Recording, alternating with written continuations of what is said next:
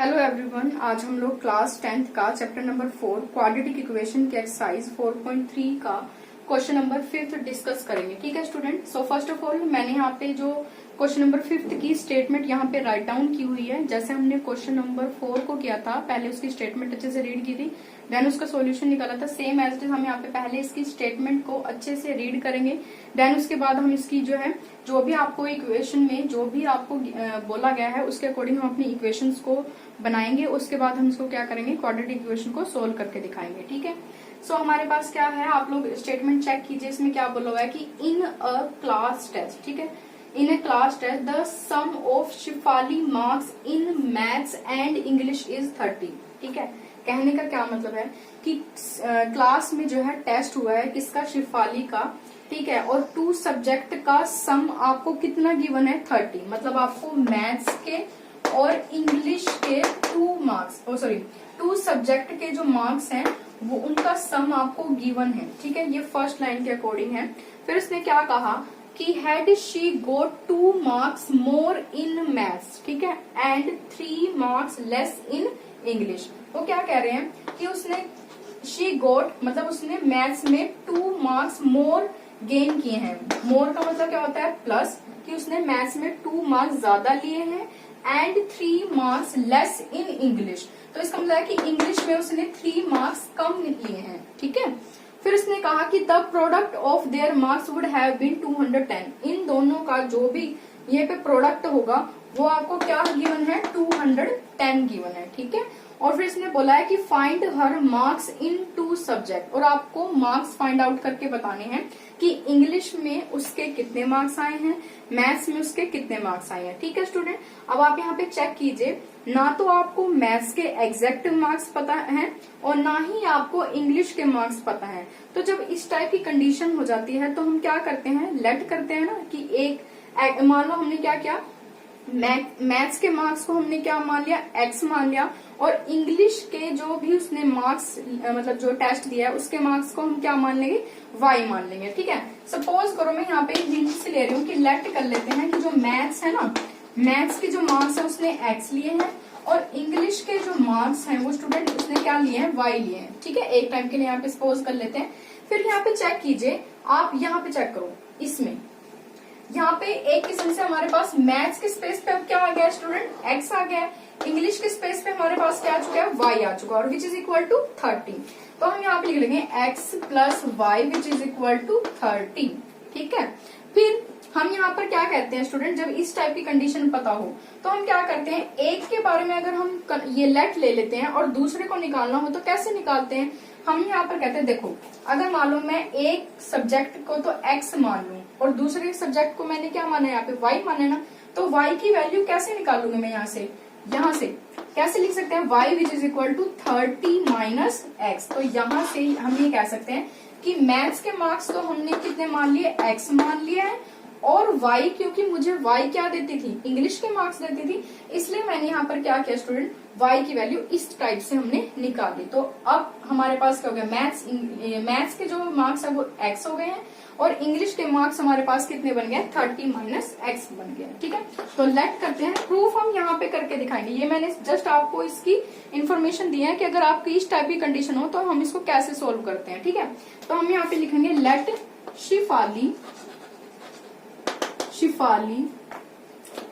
Gate marks in maths. ठीक है। Maths में मैंने अभी बताया ना आप लोगों को कि हम क्या मान के चलेंगे, x मान के चलेंगे, तो वो मैंने क्या ले लिया, x ले लिया। ठीक है। And her marks in English, हाँ जी, इंग्लिश में मैंने क्या मान लिया था स्टूडेंट, y को मानना था। y हमने अभी निकाला, वो क्या आया आपके पास, 30 माइनस x है, तो यहाँ पे लिख देंगे हम 30 माइनस x। ठीक है। हमने ये लिख दिया। अब इसके बाद हमने यहाँ पर क्या करना है स्टूडेंट, ये चेक कीजिए। इसने कहा कि हमारे पास, अब देखो यहाँ पे ये वाली लाइन पढ़ते हैं कि उसने she got 2 marks more in maths and 3 marks less in English. ठीक है। तो हम यहाँ पे लिख लेते हैं कि अकॉर्डिंग टू द क्वेश्चन। ठीक है। क्वेश्चन के अकॉर्डिंग हम यहाँ पे वर्क करेंगे। अकॉर्डिंग टू द क्वेश्चन क्या है आपके पास। अब देखो उसने कहा कि मैथ्स में उसने 2 मार्क्स ज्यादा लिए हैं। मैथ्स के कितने मार्क्स है हमारे पास x, तो x प्लस क्या हो जाएगा स्टूडेंट 2 हो जाएगा। ठीक है, यहां तक समझ आया। देन इसके बाद उसने क्या कहा 3 marks less in English. English के मार्क्स चेक करो कितने हैं हमारे पास 30 माइनस एक्स, ये तो इंग्लिश के मार्क्स हैं। लेकिन उसने कहा कि 3 मार्क्स लेस हैं। 3 मार्क्स लेस होने का मतलब माइनस क्या हो जाएगा स्टूडेंट 3 हो जाएगा हमारे पास। ठीक है, फिर इसके बाद उसने कहा कि the product of their marks would have been, इन दोनों का प्रोडक्ट, इसका और इसका प्रोडक्ट जो है वो आप लोगों को कितना गिवन है 210, ये आपको गिवन है। ठीक है, तो एज अकॉर्डिंग टू हमारे जो क्वेश्चन की कंडीशन थी उसके अकॉर्डिंग हमने इसको अप्लाई कर लिया। ठीक है स्टूडेंट, अब इसको हम सोल्व करते हैं। देखो हमारे पास क्या आ जाएगा x प्लस 2 आ जाएगा। ठीक है, नेगेटिव x हो जाएगा, प्लस माइनस माइनस हो जाएगा। 30 में से आप 3 को सब्ट्रैक्ट करोगे तो कितना आएगा स्टूडेंट 27 आ जाएगा हमारे पास। ठीक है, फिर इसके बाद हमारे पास हो जाएगा 210 हो जाएगा। अब वही जैसे मैंने आप लोगों को बताया हुआ है इस तरीके से हम क्या करेंगे, इसको सोल्व कर लेंगे। ठीक है, तो हमने यहाँ पर क्या किया, मैंने आप लोगों को बताया था कि ये जो आपका पेयर होता है इसका जो फर्स्ट एलिमेंट पिक करो और इसका जो सेकंड पेयर, जो आपको सेकंड पेयर है इसको एज इट इज आप लोग यूज करो। ठीक है, तो x यहाँ आ जाएगा और आपके पास क्या आ जाएगा नेगेटिव x प्लस 27, ये आ गया। फिर प्लस का साइन आएगा और साथ में क्या आएगा 2 आएगा और ये वाला पेयर आपका क्या हो जाएगा स्टूडेंट एज इट इज आ जाएगा। ठीक है, 27 विच इज इक्वल टू 210 हो गया हमारे पास। ठीक है, अब इसको इससे मल्टीप्लाई करो तो नेगेटिव x का स्क्वायर आ जाएगा हमारे पास, प्लस इसको इससे मल्टीप्लाई करेंगे तो 27x आ जाएगा। फिर आप 2 को किससे मल्टीप्लाई करोगे नेगेटिव x से, तो नेगेटिव 2x आ जाएगा, प्लस अब इसको हम किससे मल्टीप्लाई करेंगे 2 से मल्टीप्लाई करेंगे तो कितना आ जाएगा 41 और कितना आ जाएगा 54 विच इज इक्वल टू 210 हो जाएगा हमारे पास। ठीक है स्टूडेंट, देन इसके बाद आप चेक कीजिए जो x देखो हम जैसे स्टैंडर्ड फॉर्म बनाते हैं, पहले x के स्क्वायर वालों को रखते हैं, उसके बाद हम किसको रखते हैं x वालों को रखते हैं। तो ये x वाले हो गए, कितना आएगा, ये प्लस का है ये माइनस है तो कितना आ जाएगा आप लोगों के पास स्टूडेंट 25 आ जाएगा। ठीक है, 25x आ जाएगा।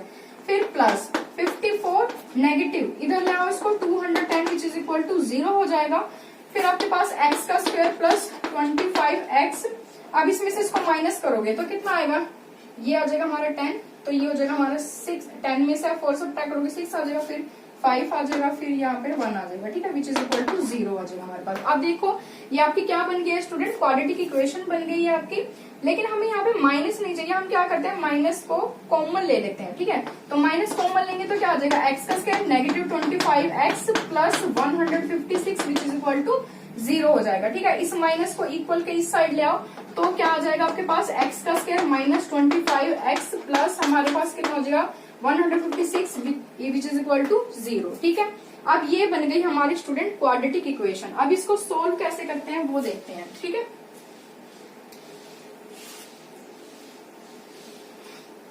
यहाँ पे हम ले लेते हैं कि हेयर, अब आप यहाँ पे चेक कीजिए ए क्या है आपके पास 1, बी आपके पास कितनी है नेगेटिव 25 और सी आपके पास कितना है स्टूडेंट 156। और मैंने आप लोगों को कल स्टेप्स बताए थे कि मेरा जो स्टेप नंबर 1 रहेगा वो हम क्या करेंगे ए को सी से मल्टीप्लाई करेंगे। जब ए को सी से मल्टीप्लाई किया तो 156 आ जाएगा, तो हमारे पास क्या आ जाएगा ये आ गया। ठीक है, स्टेप नंबर मेरा सेकंड क्या था स्टूडेंट कि मुझे एलसीएम लेना था। ठीक है, एलसीएम ले लो 156। ठीक है, हमने यहाँ पर क्या किया स्टूडेंट, इसको एलसीएम लेंगे तो क्या आएगा 2 के टेबल पे जाएगा।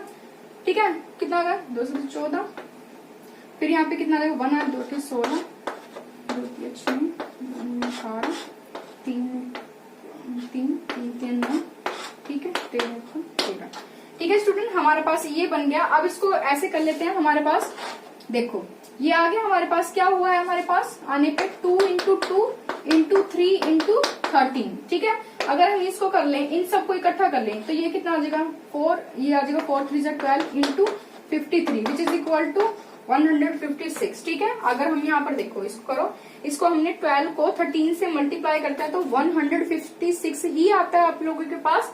और आने के साथ साथ हमने ये चेक करना होता है कि हम स्टेप नंबर 3, ठीक है स्टेप नंबर 3 में कहाँ लिखूं, चलो ये लिख देते हैं, स्टेप नंबर यहाँ पे लिख रहे हैं इसको। ठीक है, स्टेप नंबर 3 हमारे पास क्या हुआ करता था स्टूडेंट कि हमें इसको इस टाइप से प्लस या माइनस करना है कि हमें b मिल जाना चाहिए। अब यहाँ पे चेक करो, आपके पास क्या है, यहाँ पे 12 है और यहाँ पे 13 है, ठीक है। दोनों को मल्टीप्लाई करने पे आपका 156 आ रहा है, और अगर इन दोनों को हम प्लस माइनस कर दें, ठीक है। अब आप यहाँ पे चेक कीजिए, आपका जो b है वो -25 है, ठीक है। तो इसका मतलब ये भी नेगेटिव का रहेगा, ये भी नेगेटिव का रहेगा, नेगेटिव नेगेटिव क्या हो जाएगा, पॉजिटिव हो जाएगा, और यहाँ पे जो बड़ी टर्म के आगे निशान है वही आएगा। अब इन दोनों को चेक कर लीजिए स्टूडेंट, आपका 12 में अगर आप 13 को ऐड करते हो तो कितना बन जाएगा, -25 which is equal to b। तो हमें यही निकालना था, 3 स्टेप निकालने थे। फर्स्ट ऑफ ऑल क्या था, a को c से मल्टीप्लाई करो, फिर एलसीएम निकालो, एलसीएम के जो भी आपके पास जिससे हम करते हैं, इसके बाद हमारे को ये चेक करना होता है कि मल्टीप्लाई करने पे तो हमारा यही आए, ठीक है, 156 ही आए, और ऐड और सब्ट्रैक्ट करने पर हमारे पास क्या आए स्टूडेंट, आप लोगों का बी पार्ट आना चाहिए, ठीक है। तो ये हमारे स्टेप हो गए हैं, अब इनको हम इसमें सोल्व करते हैं, ठीक है। तो हमारे पास क्या गिवन है स्टूडेंट, एक्स का स्क्वायर गिवन है, उसके बाद हमने यहाँ पर कहा माइनस। अब मैंने आप लोगों को बी के बारे में बताया था, क्या बताया था, पहले तो मैंने ये कहा था कि हम लोग जो है इस टाइप से, मैंने आपको ये बताया था कि आप ये वाली और ये वाली, ठीक है, ये वाली टर्म पहले सेम एज इट इज लिख लोगे, तो वो हमने वहां पे लिख लिया है स्टूडेंट। फिर मैंने आप लोगों को बताया था कि ये जो बी होता है, ये जो सेंटर वाला जो एक्स वाला पार्ट होता है, उसको लिखने का वे कैसा होता है। देखो हमने यहाँ पर कहा कि बीच, यहाँ पे देखो क्या साइन आ रहा है, माइनस का, तो हमने यहाँ पे माइनस अप्लाई किया, ठीक है। फिर हमने यहाँ पर क्या किया स्टूडेंट, देखो हमने यहाँ पर कहा 13x -12x, मतलब इसी को ही हमने यहाँ पर राइट डाउन कर लिया, जो हमने ऐड और सब्ट्रैक्ट करने पर आता है, ठीक है। अब हम वहाँ पे चेक करो, अगर 13x में आप 12x को ऐड करते हो तो आपको -25x ही मिलेगा, ठीक है। अब इसके बाद हमारे पास देखो क्या होता है, यहाँ पे x का स्क्वायर होता है, ये x होता है, ठीक है। तो हम x कॉमन ले लेते हैं, तो x आ जाएगा -13 आ जाएगा, ठीक है। अब उसके बाद देखो हमने यहाँ पर क्या करना है स्टूडेंट, मैंने यहाँ पर देखो मुझे इस टाइप का पेयर बनाना है, इस टाइप का पेयर बनाना है, इसका मतलब मुझे जो 12 है वो बाहर कॉमन रखना पड़ेगा, है ना। फिर और इसके बाद ये x है वो यहाँ आ जाएगा, ठीक। देखो अंदर क्या है आपके पास, प्लस का साइन है, जब आप यहाँ पे कर रहे हो ना ये जो इक्वेशन में, तो यहाँ पे प्लस का साइन है, इसका मतलब मेरे पास यहाँ पे नेगेटिव का साइन है, ये वाला नेगेटिव जब अंदर आएगा तो ये नेगेटिव नेगेटिव क्या हो जाएगा, पॉजिटिव हो जाएगा, तो 13 आ जाएगा विच इज इक्वल टू 0 हो जाएगा, ठीक है। तो यहाँ से x माइनस आपके पास -13 हो जाएगा। देखो ये जो टू पेयर होता है, 2 टाइम्स लिखा होता है, लेकिन यहाँ पे हम 1 पेयर में लेते हैं। उसके बाद यहाँ पे कहता है x -12 which is equal to 0 हो जाएगा, ठीक है।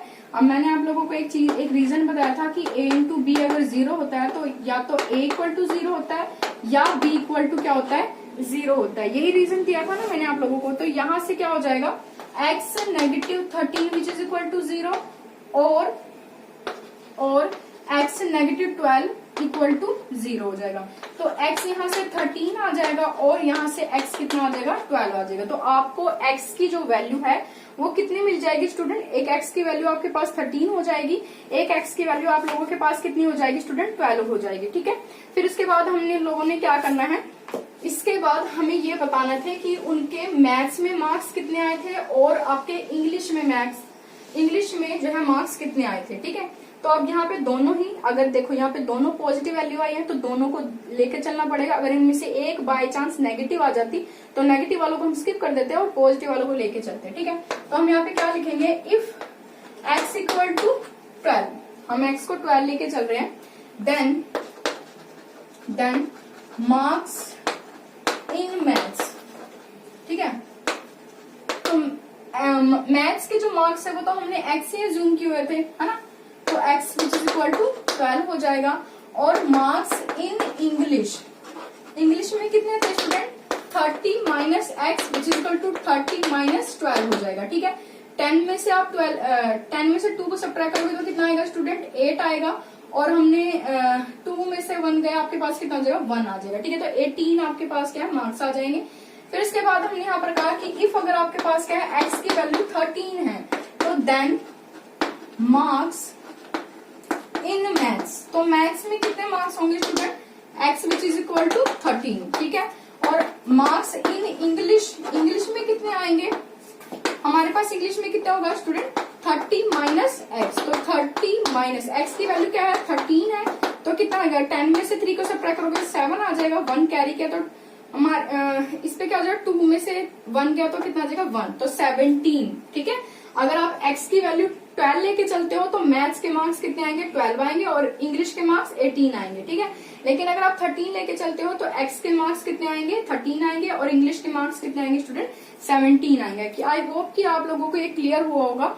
ठीक है स्टूडेंट, तो इसमें ये जो स्टेप है, ये जो मैं स्टेप अप्लाई किए हैं ना मैंने आप लोगों के, ये आपके एक्सरसाइज 4.2 में अप्लाई होते हैं। ठीक है, तो थोड़ा इजी हो जाता है आप लोगों के लिए। ठीक है, अब ये क्वेश्चन नंबर 5 हो गया, उसके बाद हम क्वेश्चन नंबर 6 करेंगे।